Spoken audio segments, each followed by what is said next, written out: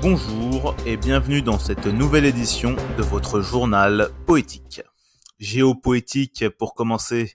Selon certains experts mondiaux, si une guerre menacerait tout autour de nous, la principale menace concernerait bien plutôt une guerre qui aurait lieu en nous, dans notre fort intérieur.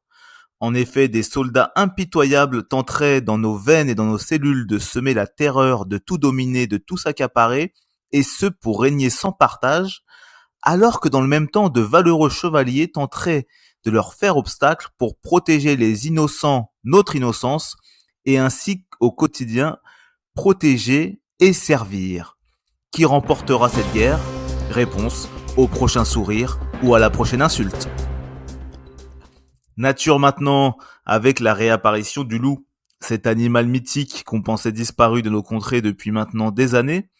Seulement des bergers seraient formels, ils auraient bel et bien aperçu le mystérieux animal non loin de leur pâturage. Chose encore plus étrange, un homme qui a préféré garder l'anonymat pour éviter toute représaille affirmerait que les loups seraient même désormais en nous.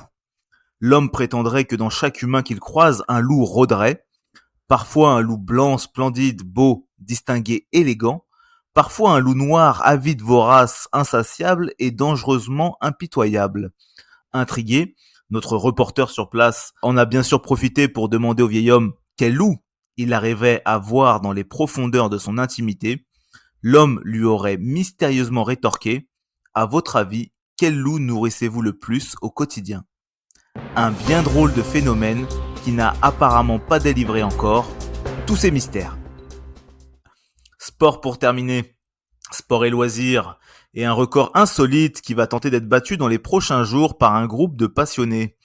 En effet, 8 milliards d'humains ont prévu de se rassembler, chacun déguisé en pièces, pour former un grand puzzle, une grande fresque qu'un artiste aurait surnommée l'humanité. Un puzzle de 8 milliards de pièces, ça doit en faire des belles couleurs et des sacrées belles nuances. Merci, c'était votre dernière édition de votre journal poétique.